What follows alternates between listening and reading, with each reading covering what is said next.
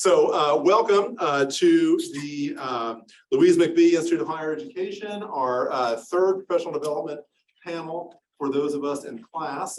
This panel is on preparing for careers in non-campus settings. And as you've seen from the email, we are thrilled to have 4 of our distinguished graduates here willing to share their insights from their career path, reflecting some on their time here in Meigs Hall. And I'm just really excited to have these folks joining us. I will introduce each of them briefly now, and then we'll start with, I've got 3 questions that I've shared with the panelists and we've used for our earlier panel this summer. And then we'll open it up for question and answer. And so I'm going to start with apologizing a brief introduction for each of our graduates. I'll start with Rachel Burns. Dr. Burns currently serves as the senior policy analyst for SHIO, the State Higher Education Executive Officers Association. And prior to that, Dr. Burns served as a research analyst for RTI, a research corporation and think tank, and has a distinguished career as a researcher and policy analyst. Her dissertation here at IHE was an event history analysis of in-state residency policies for underrepresented students. So thank you, Dr. Burns, for joining us. Dr. Patrick Crane currently serves as Vice President for Strategic Initiatives at the North Carolina Community College System.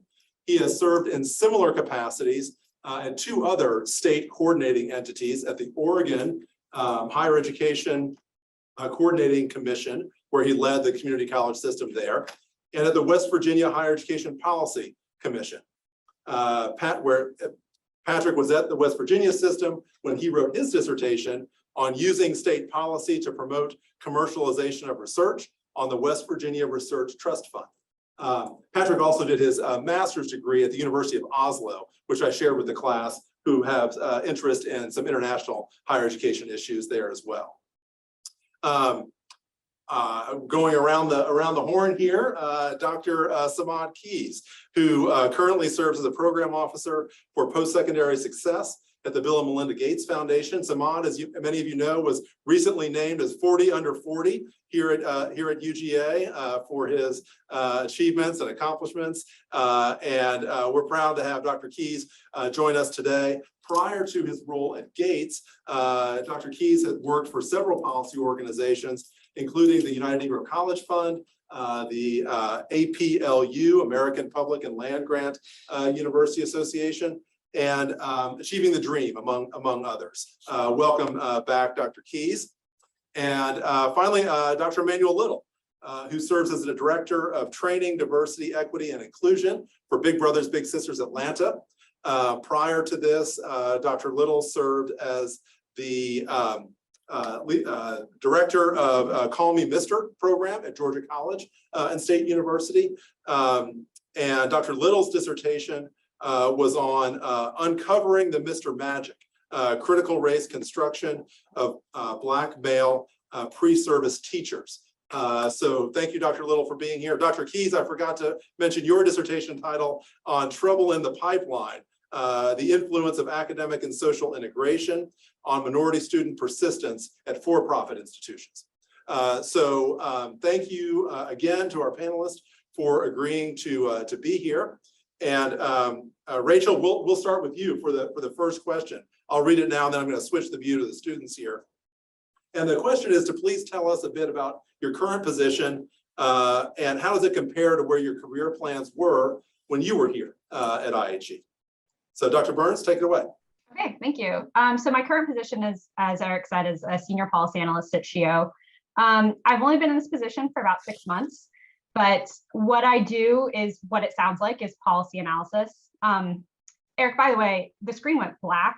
I don't know if that is what it may do that occasionally. It's finicky. Sometimes I have to toggle it a few times, so bear with us. It's still here. Yeah. I'll keep going. So I work on projects that are grant funded that are meant to serve our members, which are all of the SHIOs of all states in the country. So SHIOs are the people essentially who run like the state higher ed systems of higher education. So we work for our members to answer questions that they're interested in, to help to provide technical assistance if they have upcoming policy changes, or if they want some research that they don't have the capacity to do in-house. So we support all of our members. In terms of how it compares with my career plan, so it kind of comes full circle. When I was a graduate student, I went to ASH and I met with he was at the time the vice president of SHIO. His name is David Tanberg. You may have read some of his work. And I said, I really want to work at SHIO. And turned out there were no positions available. So I went on and worked at RTI, which was great. And I had a great time. But then after 4 years there, this position opened up. So it actually was like what I thought I wanted to do when I was a grad student. So I feel very fortunate that I was eventually able to kind of come back to where I thought I really wanted to get my start. And I think what's been great about this position is at RTI, it was all research, research and analysis, which was fun. I love doing that. But now I get to actually apply it to policy and answer questions that people out in the field actually have. So producing the data, that's a great thing to do. The data are really important to have, but encouraging, or not just encouraging people to use it, but actually now getting to use it and apply it to issues has been, I think, one of the most rewarding things about the position. So yeah, I can pass it on to whoever is next. Very good. Thank you, Rachel. Dr. Crane, Patrick, take it away. Same question. Great. Thanks, Eric. Good morning, everyone. As Eric said, I'm the Vice President of Strategic Initiatives at the North Carolina Community College System Office. I've been in this role for about 15, 16 months now, but have done similar work in other states. Strategic Initiatives is one of those fuzzy titles that can mean a lot of different things. What that means here is I oversee our research team. I oversee the state Student Success Center and handle strategic planning for the system and the 58 community colleges within the system.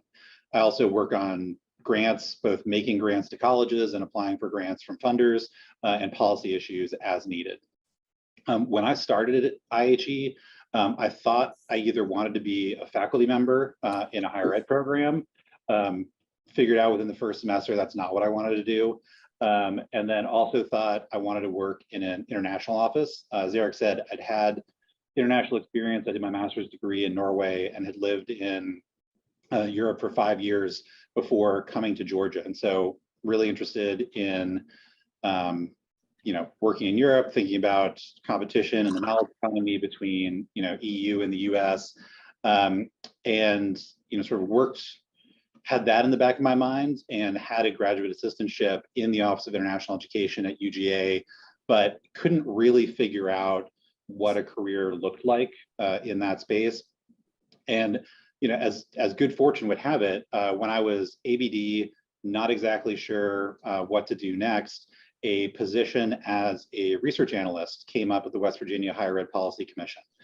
There were a couple other IHE alums there, and thought I'd go for 2 years, finish my dissertation, move on to something else, but ended up really loving state policy. So I've been doing this for 13 years now in 3 different states in a variety of different roles. But it's not what I thought I would do when I first started IHE, but it's been a really interesting career so far, and I think my experience there prepared me well for it. Very good, thank you. Dr. Keys. Good morning again, everyone. Eric, it's so difficult to hear you call me Dr. Keys. It's rolls off my tongue. So, but good morning, and I'm glad to be here to speak with you all today. What I do at the Bill and Melinda Gates Foundation, so I'm a program officer on their post-secondary success team. To break it down a little bit more, we have this goal of eradicating or eliminating race and income as predictors of economic mobility and success.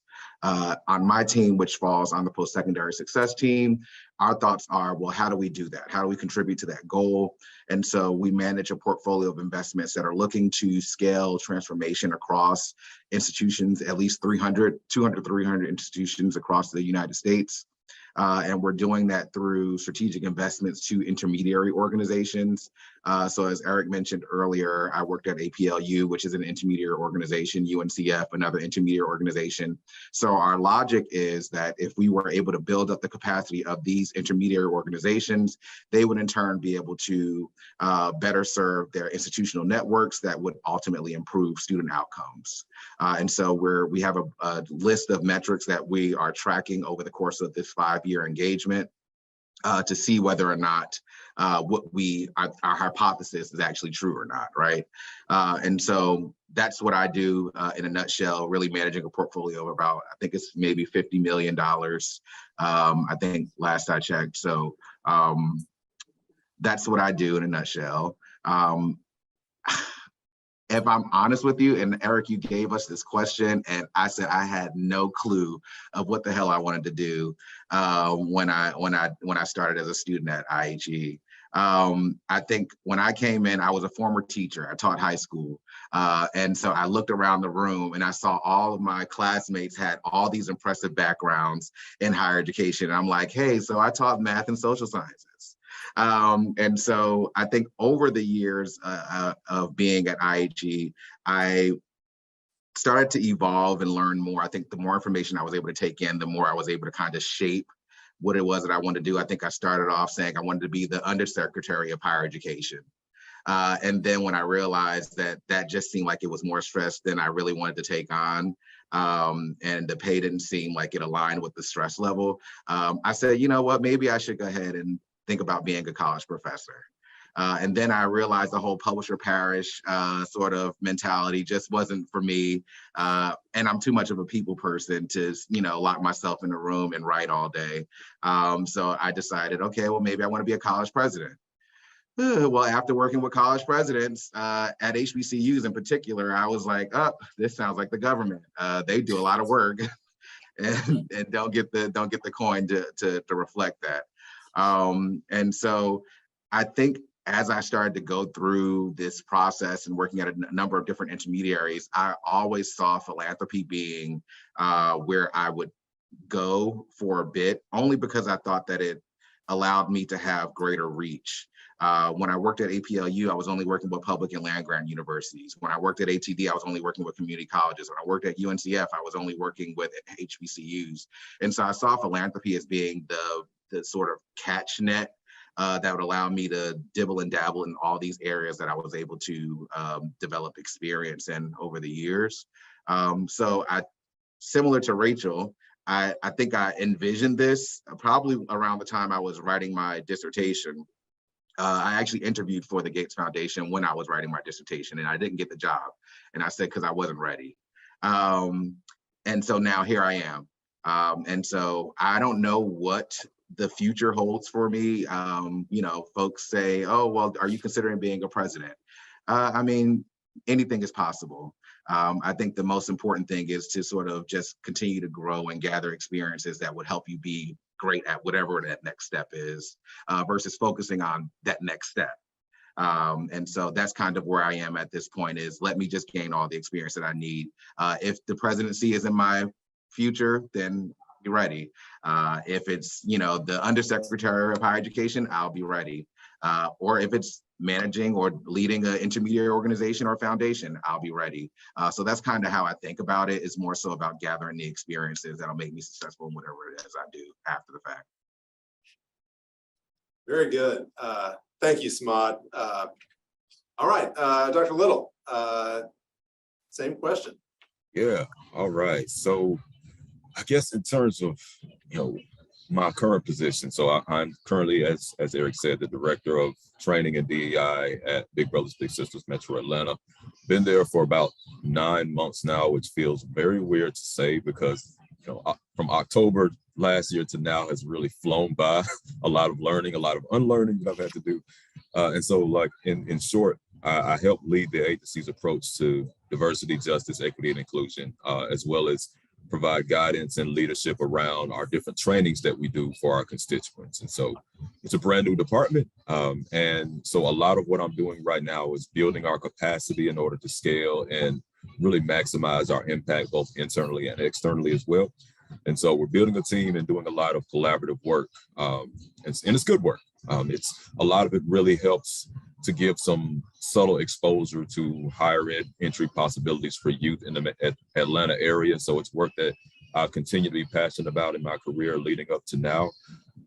So I guess part B of that question, how it compares to my career plans when I was at IHE. Not at all.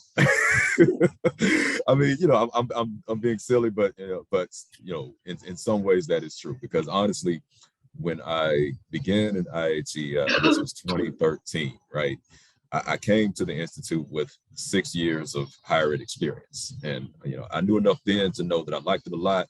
I was pretty sure that I wanted to stay in higher education. And at that time, I was on the path to continue in administration as a future vice president, then college president. My biggest mentor, even to this day professionally, is a college president in Georgia right now. And I thought I was going to kind of follow his footsteps. But as I got deeper into the field and deeper into my studies as a student in IHE, and then also just kind of evolved in my personal life. Like, one of the things, I became a father midway into my program. And if you hear some background noise, that's my daughter watching something on her iPad, so I apologize.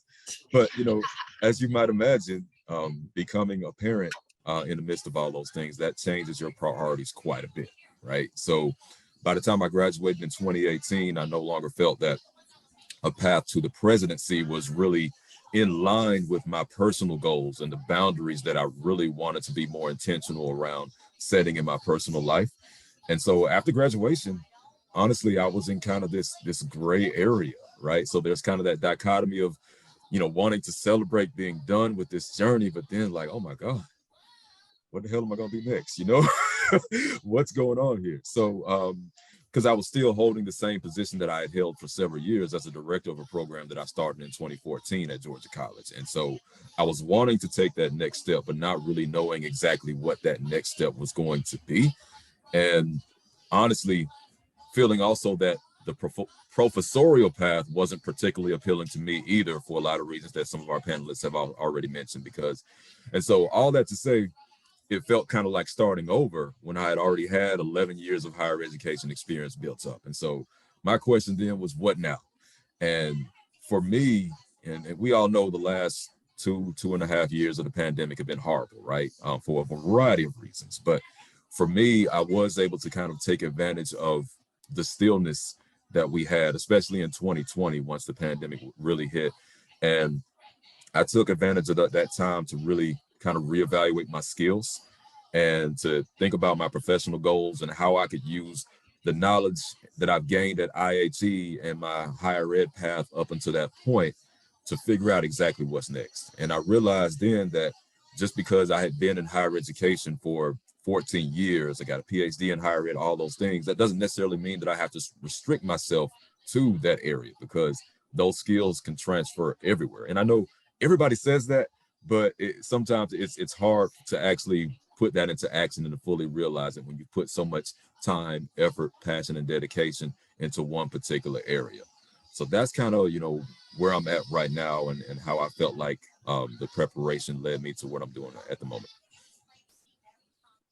Very good. Thank you, Dr. Little. All right, we're rinse, repeat. We're gonna do the same around the horn again. A second question. And this one, feel free to interpret it broadly.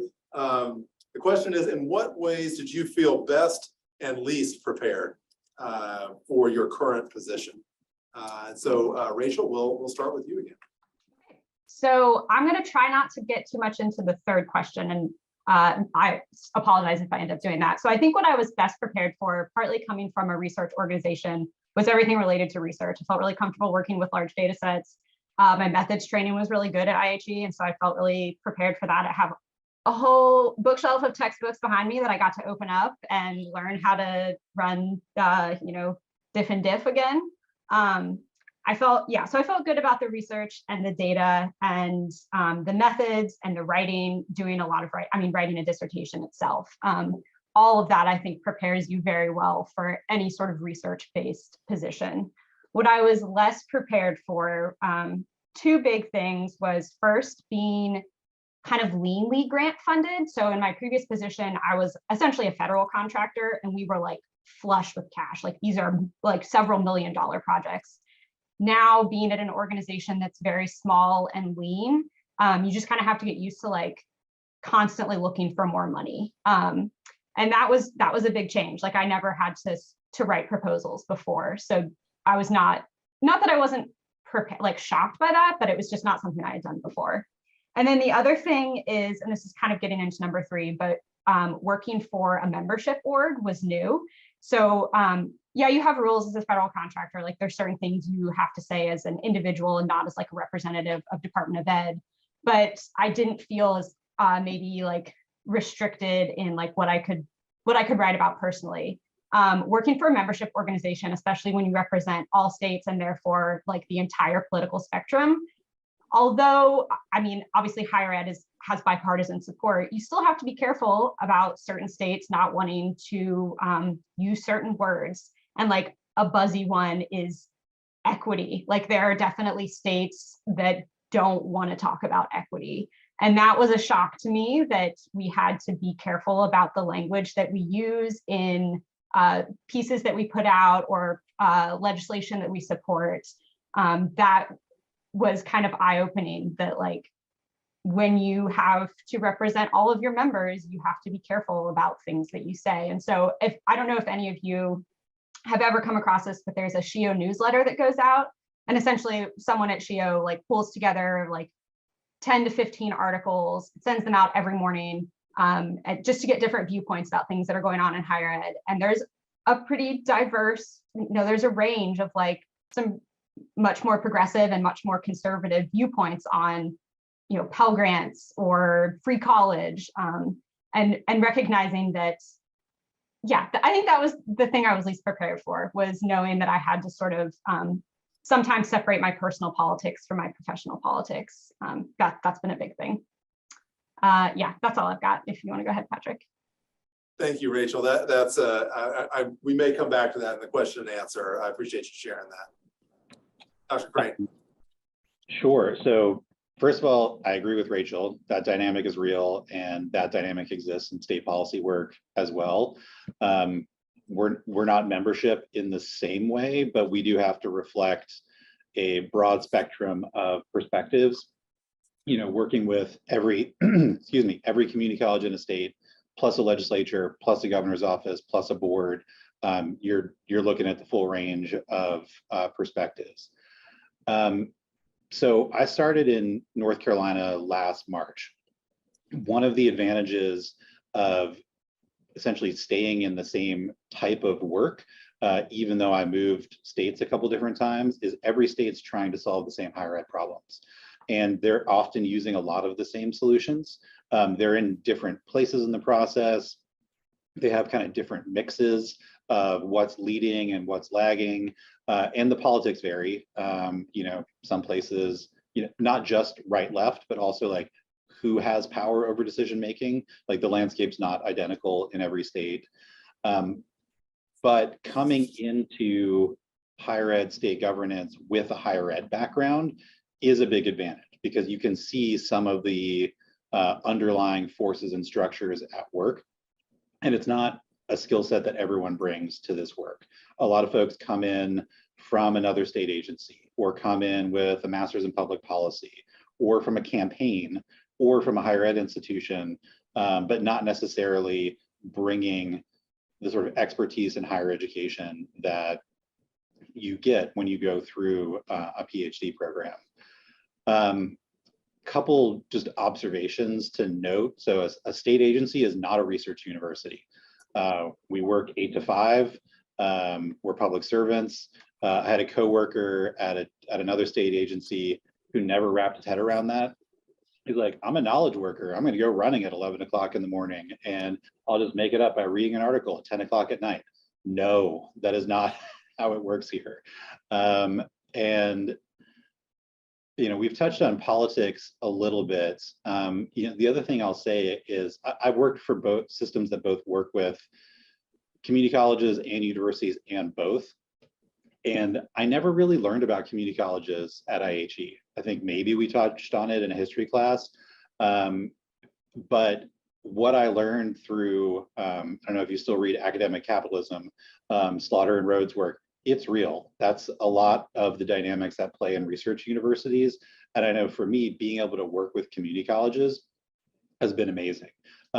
Very mission driven, very pragmatic, lean when it comes to funding, and really focused on service and serving students. So through my career, I've been able to work more and more with community colleges, and though I didn't know much about them when I started, have really come to appreciate the role they play. Very good. Thank you, Patrick. Samad, take it away.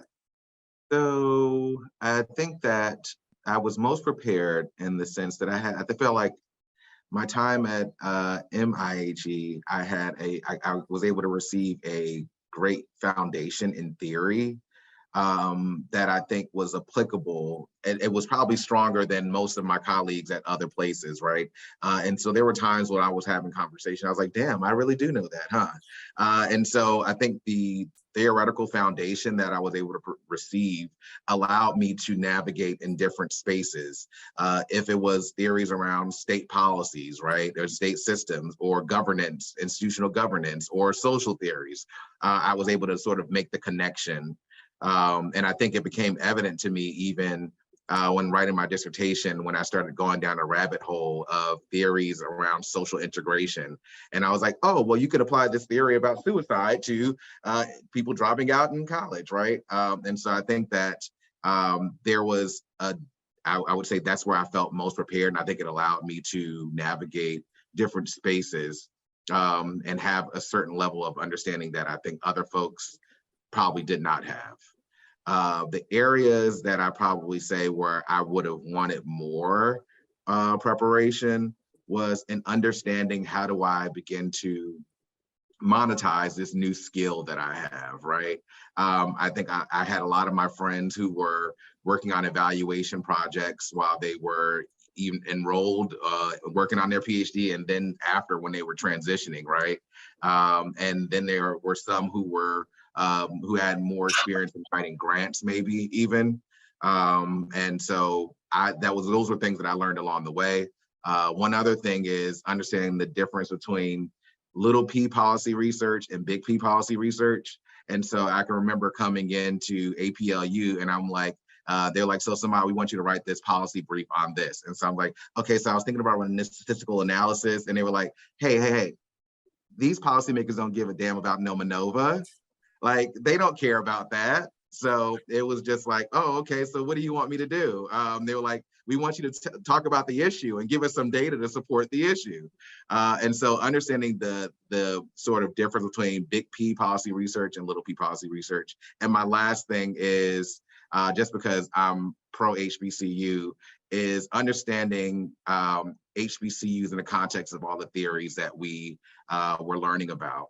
I'm a product of an HBCU, and so I think I have a deep understanding because I was in that environment. But I think it would be great at times to have understood what these theories that we were learning about, how they apply to these spaces, because they oftentimes didn't overlap. Because let's be frank, those institutions weren't being considered really when those theories were being developed. And so being able to unpack that a little bit more would have been something that I would have appreciated. But I think I still feel comfortable talking to HBCUs about this work either way. But it would have been a great conversation I would have loved to have had while there. Yeah, thank you. I just want to mention one connection here. Samad, you may know, we have a new faculty member, Dr. Crystal Williams, joining us, and she's teaching a course this fall on HBCUs specifically. And so we're really thrilled to have that as a part of the curriculum again now. So thank you, Dr. Keys. Dr. Little. Yeah, so for me, in terms of ways that I felt best prepared for my current position, I kind of echo the thoughts of what some others have said as far as being able to apply research to practice. This whole idea of data-driven decision making, we talk about it a lot in higher education. Being able to take info and really distill it into a strategic plan. And so I am a very methodical decision maker. I like to evaluate the facts, potential outcomes before doing something. It usually serves me well.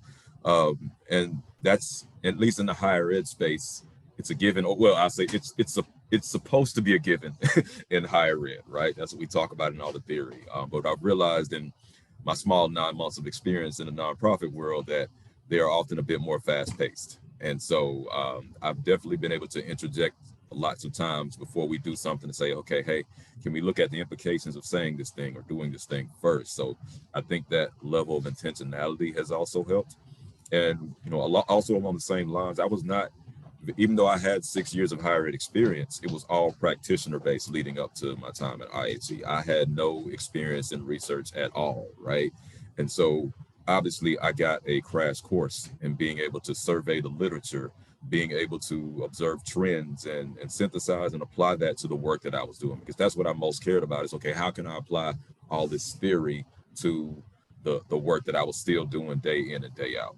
And sometimes I often hear kind of like that disconnect between theory and practice. And I always wanted to reside within that intersection, so to speak, to marry the two. And I think my time at IHE definitely helped me with that. Another thing that it really helped me with, if for no other reason than by necessity, is organization and flexibility. And Eric knows this. Like, I had to juggle lots of hats in the 5 years that I was in the program. I worked full time in Milledgeville and would drive like 75 to 80 minutes to class in Athens and then come back to work for the rest of the afternoon, or vice versa. And so that was usually for like at least 2 days throughout the week. And, you know, multiply that at least by 3.5 years while I was doing my coursework. And then once I got done with my coursework, then I could kind of breathe a little bit. I was on my own time, right? It was a lot, but it taught me discipline and to put times on my calendar for everything. And I would never recommend anyone doing a PhD program the way I did it, but it's what I needed to do kind of based on my life situation and the priorities that I had. And so maybe by necessity, but it really taught me how to be extremely disciplined with my time in order to be successful. So I guess as far as like the least, the thing that I felt like I could have benefited more from, and hold on a second, my daughter's got her iPad. Can you turn that down just a little bit? Yeah. So I guess least wise, I think I could have benefited from taking a course or two that is not exclusively higher education, but it addresses higher ed skill sets maybe in other areas. And some of these courses may have been offered, to be honest with you. It's just I had such tunnel vision at the time that I wasn't thinking about all that. Because mainly, you know, higher ed is broadly defined, has a way of doing things right or wrong or whatever that you kind of get used to. And processes are very different. The way decisions are made are very different. And so there are different known and unknown actors to different decisions that are made in some ways as well. And that's what I've been realizing in the nonprofit space. And so I guess in hindsight, it would have benefited me to be able to kind of take a course or two that explores careers outside of higher ed that you can draw some application towards, especially in terms of how decisions are made and how you can affect change. I think that's the main thing. Very good. Thank you, Dr. Little. If you saw a student nodding more than others, Emily here in the front row is making that commute from Milledgeville, works at Georgia College now. So. Oh, wow. Well, look, I'm happy to talk to you after this, Emily, you know, and give you all my war stories and tips on that. Because I know, I know the struggle, I know the pain, but you are here now, and that's what's most important. I'm glad you are present. Very good.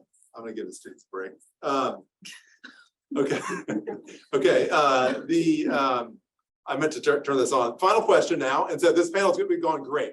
Really love the responses. Rachel, as you mentioned, if you've already covered some things for this final question, feel free to go to breeze through, but no need to rush. We've got plenty of time here. Also want to make sure we do have time for question and answer. So the final question is, what are the skills, knowledges, perspectives that you see as particularly relevant in positions similar to yours? So final question for the panel, and then we'll open it up for questions. And we'll start, as we have in the past, with Dr. Burns. Rachel, take it away. Okay, thank you. So yeah, I think I've answered at least the perspective question of like being aware of politics as a policy analyst for a membership organization is really important. In terms of like actual skills that I think are relevant in this position, I would say, so I'm going to kind of contradict myself. I do think it's important to be very familiar with data sets, like large national publicly available data sets. So a lot of the things you guys have probably accessed before, like iPads. But there's a lot of other ones out there that I think are underutilized. So just becoming aware of what's there. And if you can get on restricted use data from NCES, those are great. Definitely use those or be familiar with them, because if you work as like a research-based policy analyst, they definitely want you to have experience with that. So now I'm going to contradict that and say that it's not all about methods, kind of like what Samad was saying. Like, people don't always want you to run multiple linear regressions. Like, they just want some research that's already been done to sort of back up ideas and to think about things in kind of sometimes a creative or new way. So I think we have this tendency to really focus on like scholarly writing, which I love it. Like, I've published and I enjoy doing it, but it is so hard to read. Like, you guys have read a ton, obviously, in this program, and you know that it is not always accessible. And obviously, like, policymakers are not going to read your 25-page article with 15 pages of charts and graphs. So being able to distill into a policy brief that's just a couple of pages, I think, is a really important skill. I learned that a little bit in while at IHE, but also in my master's of public administration. We wrote tons of policy briefs.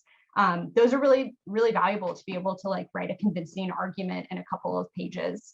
And on that same vein as grant writing, being able to write a convincing proposal, even if it's just like a letter of interest to, grants in this field are a little bit different. They're not always competitive. It's more like you develop a relationship with a project director, and you have new ideas and sort of come to some agreement about like what's your next project you're going to fund. It's not as competitive with like 20 other people bidding for the same project. But I think knowing how to write persuasively is really important, not just from a scholarly perspective, but a much more like accessible kind of for the layman. Even though the people you're working with are going to be familiar with higher ed, I think being able to bring it down to like, I don't know, when I was at RTI, we used to have to say like an 8th grade reading level, which I think is maybe a little bit too low, but at least like a high school reading level. So it's more people can read your research. Yeah, I think that's the big one is writing. So wait, my advice is just to learn how to do that, I guess, to practice that. When you write your very long research papers, like write a good, like not an abstract, because those are too short, but like an executive summary, or try to translate it into like a blog post or something that's just shorter and distills your points. I think that would be my recommendation. Very good. Thank you, Rachel. Patrick. So I will start by agreeing with Rachel again. I think it was a 6th grade reading level was our rule of thumb in Oregon, particularly when working with partners in the workforce system. And that was, the sort of expectation. There is nothing more important than being able to write persuasively, clearly, and succinctly. That is the #1 skill set.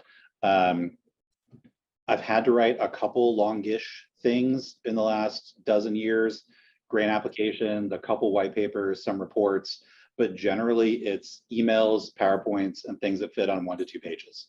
And all of the articles that you've read, it's distilling that research literature down to a couple bullets or a couple sentences, recognizing that they don't, the research literature doesn't agree with itself, but you still need to be able to distill down, know your audience, know the landscape, and say like, here's why you should do X, here are the sources that back it up, and then, move on from there.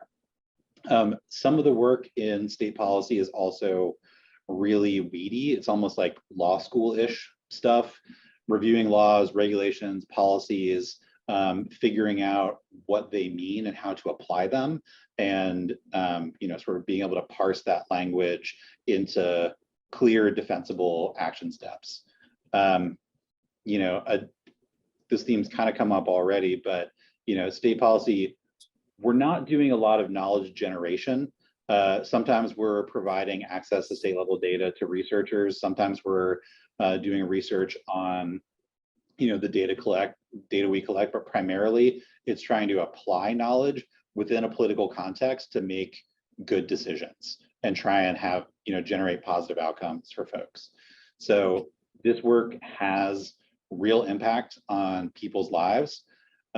We have $1.4 billion a year that gets distributed mostly through formula, but it's big money, and it matters a lot whether students are getting need-based aid or whether they're getting merit-based aid and how they're getting that. And like, those are some of the types of decisions that get made at the state policy level. If you want to work with students every day, this is not for you. Work at a college or university. But if you're interested in policy, if you want to be able to have a broad, if somewhat distant impact on things, I think the state policy level is fascinating, and there is opportunity to do that, more so in my opinion than the federal level. And it doesn't have to be a state agency. Like, state agencies, are great. They have their challenges, but there's lots of other folks in the ecosystem. SHIO is a great example, but foundations, non-policy groups, consultants, all that are out there sort of contributing to this same work of finding good ideas and sharing them so that you can have a positive impact on people's lives. Very good. Thank you, Patrick. Samad. Okay, I've been really wrecking my brain trying to figure out an appropriate response to this. So let's see. I think the first bit of knowledge and advice I would give you all is to know higher ed. I think you all are on the first, you're on that journey now, right? And I say no higher ed because, believe it or not, there are a lot of people who are making decisions about higher education with no higher education background. And it's interesting, especially being at a foundation working on the post-secondary success team. And there are a handful of people with backgrounds in post-secondary education. And this is no knock to her, love her dearly. My manager is a former librarian, right? And so I think that it makes for great conversation and diversity and thought. However, to fully understand the nuances of higher education and contribute that to the conversation, I think you need to have a big understanding of what higher education is, how it operates, things like that. And so I would say just spend time knowing higher education. Second piece that's related is have your own opinion. Have your own opinion. So I can remember when I was in you all's shoes and I wasn't confident in my opinion, I would always say, well, the research says. And after a while, somebody said, what research? And I was like, well, hold on one second. Let me go find something, right? And so I think that it's okay to have your own opinion. It's better when it's supported by research and other literature, right? But having an opinion and engaging in, I would say, healthy dialogue around this can deepen your understanding of certain topics and issues that you probably never even thought that you would be swayed on. So I would say have an opinion. It was one other thing that I was going to say, now it's slipping my mind. This is why I should write stuff down, but I don't like doing that. I'll go to my advice. So my advice to you is build networks. That was actually my third thing. Build networks, because the networks that you build right now will be lasting, I would say, for the duration of your career. The people that I was able to meet while I was at IHE, the people who I met at other programs, like we're great friends now. And Rachel was right.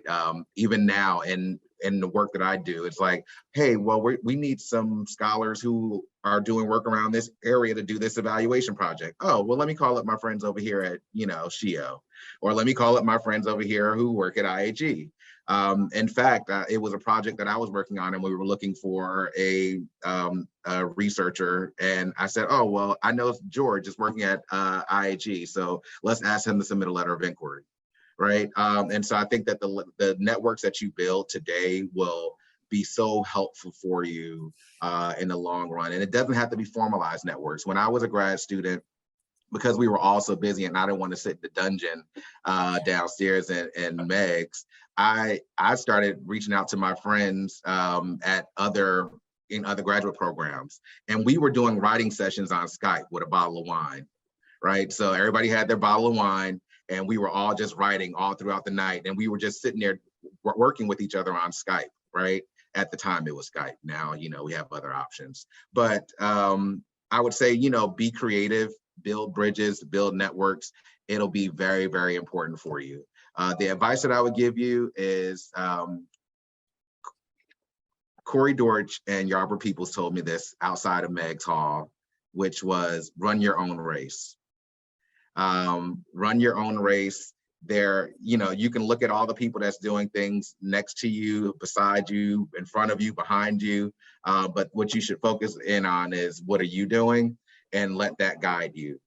Because you'll always be in competition with others, but just do what you need to do for yourself in this particular program. Second piece of advice that I would give you is celebrate the small things. I think if you were able to get a page written, celebrate it. Have a glass of wine if you prefer, or whatever you prefer, whatever beverage you decide to partake in, right? So I'm like, if you finish a page, if you finish a chapter, if you finish a paper, celebrate those things, because I think we all wait to get to the end of our journey to have that big hurrah. And by that time, you're so depleted that you can't even celebrate it in its full capacity, right? And then the last bit of advice that I was going to give you, this was a good one, and it really just left me like soon as I oh my goodness. All right, go ahead. We can go to Emmanuel because it's not. It'll come back. It'll come to you. We got time. We got time. Yeah, it'll come to you. It'll come to you. Run your own race. I like that. Yeah. Very good. Thank you, Samad. All right, Emmanuel, bring us home.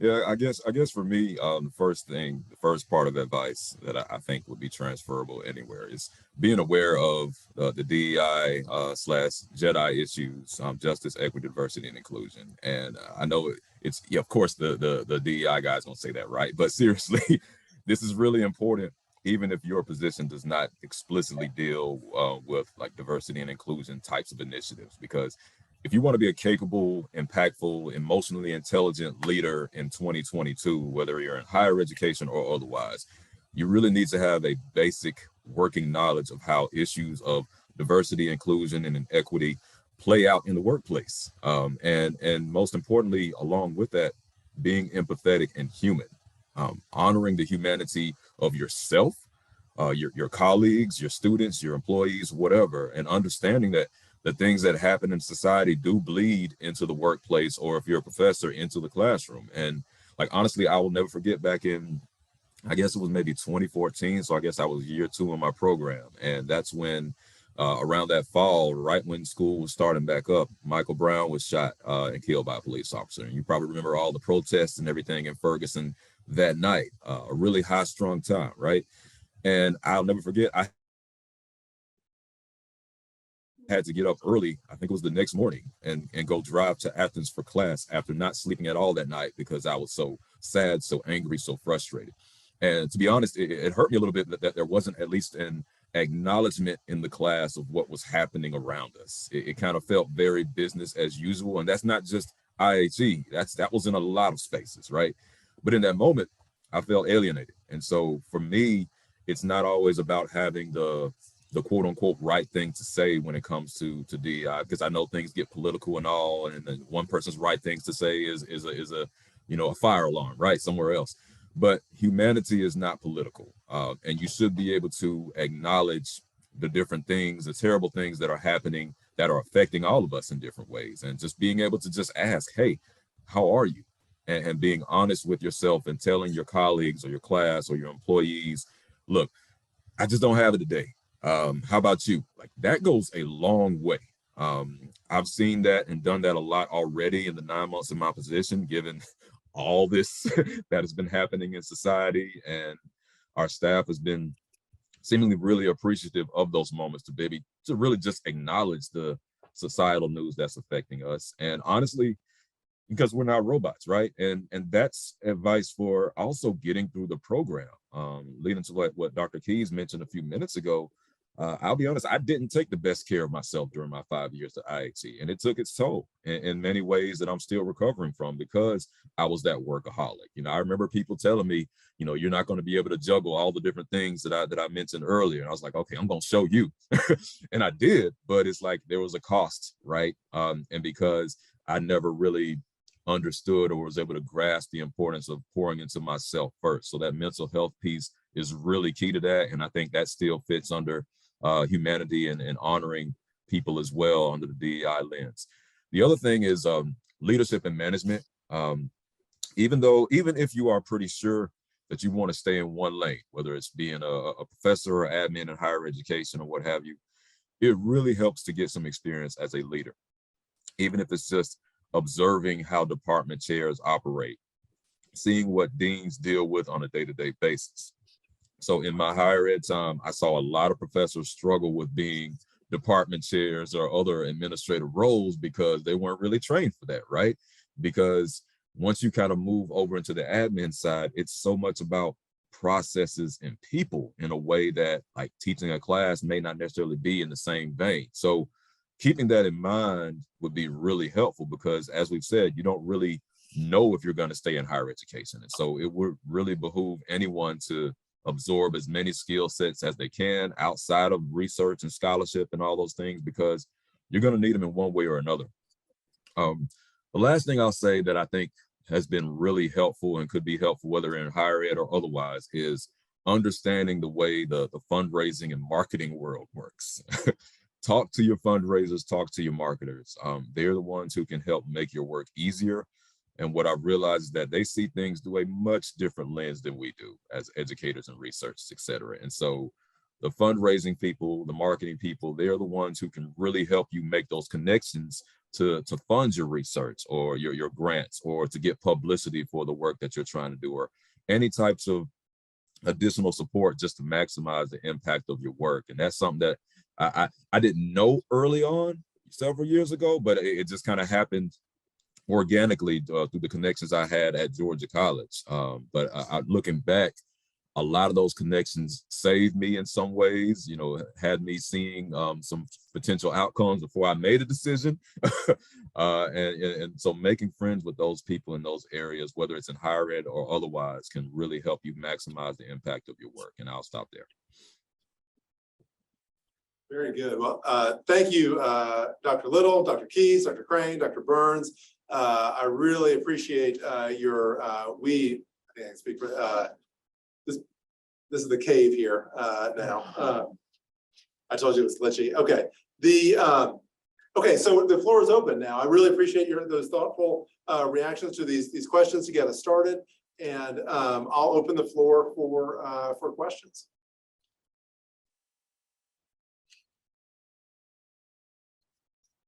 I know that several students in the class had already prepared a number of them. Maybe one of those would work to get us started, or others for folks who are not in class. Yes, ready. Did you guys in any way, I know it's tough to know what's coming down the pipeline, but did you in any way tailor your dissertation topic to what you wanted to do in the future? Like, were you strategic about what you did? I'm thinking about in a political context, maybe not having like a super opinionated dissertation. Dr. Little, I saw your hand. Yeah, I'll start. And this is kind of a common thread with me, as you've probably heard in the last 45 minutes, but I did what I had to do out of necessity. And so given all the different things that I was juggling, I was like, okay, if I'm working full time, I have to do my dissertation based on the work that I'm doing. Otherwise, I don't know how I'm going to make it. So I ended up being able to frame my dissertation around like the national program that I was a part of, really. And so that served a couple of goals. So number one, being able to blend the work that I was doing with the research, right? But number two, being able to kind of contribute to that body of work that was still growing around men of color teachers and the gaps in the pipeline there nationwide.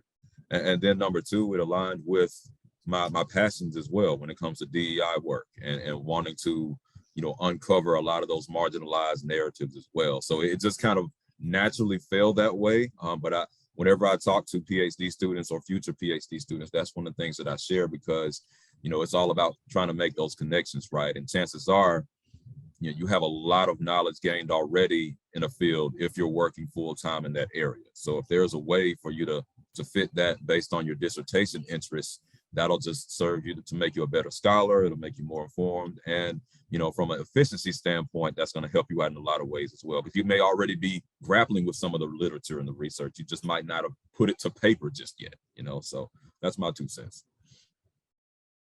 Yeah, I can say, so my first dissertation proposal was rejected by my committee, not an experience I recommend. And I was leaving Athens at that point to go start work, and sat down with a faculty member. Was like, I'd still really like to finish my dissertation, but I'm leaving next month. Do you have any advice?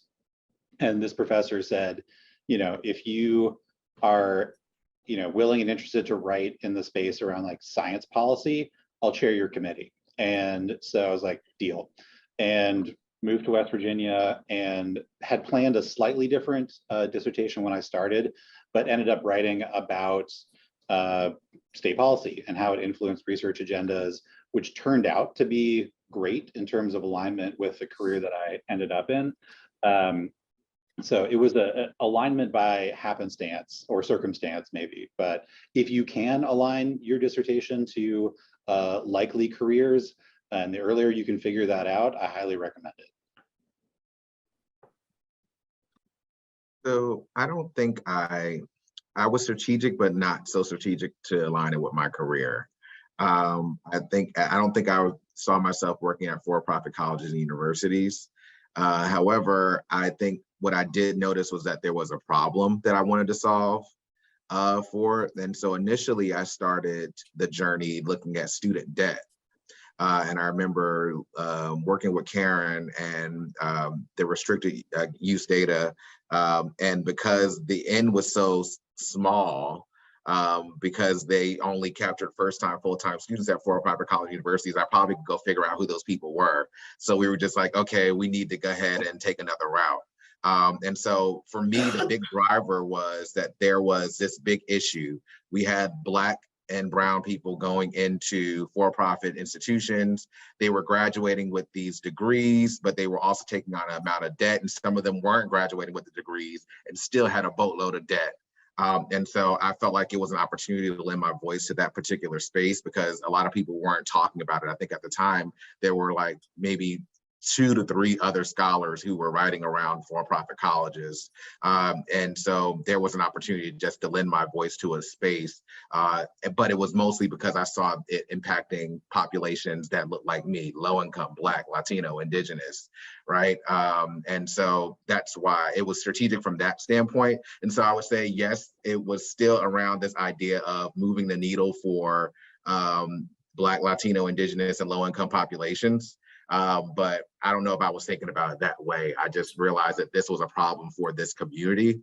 And so let me figure out how I can begin to lend my voice and solve for it. And it actually, I guess, worked out.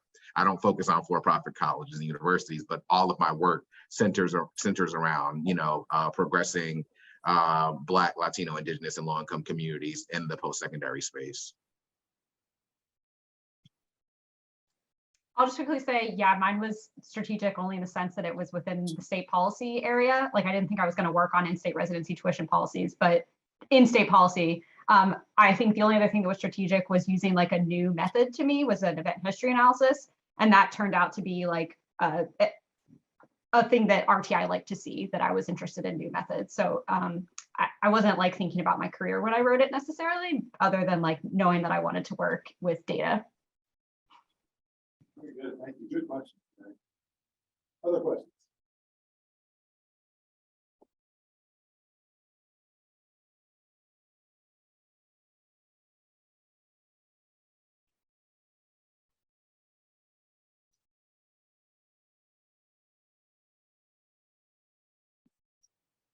Okay. Well, I know that we're at that time. I'll see if we can. I know you're dying to see me again, panelists. It's working against us. Well, how about this? Watch this. I can help solve this. We'll all.